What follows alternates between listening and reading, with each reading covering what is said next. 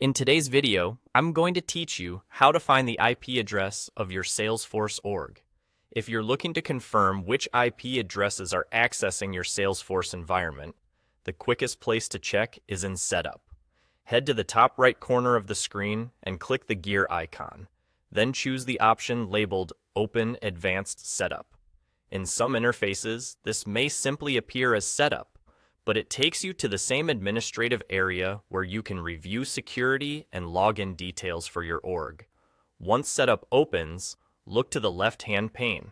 At the top, there's a search bar that helps you jump straight to specific settings.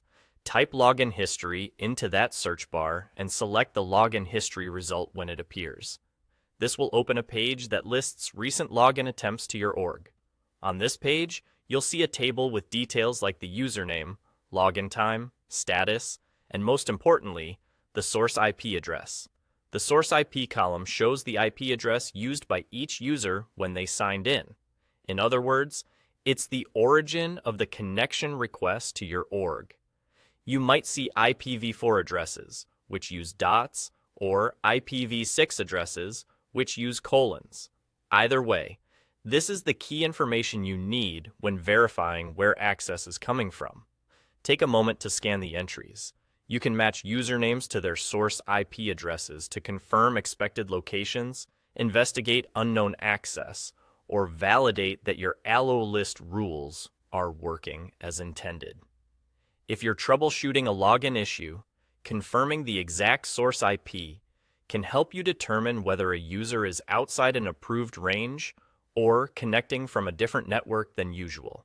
A quick tip while you're here. The login history page typically shows a recent time window by default.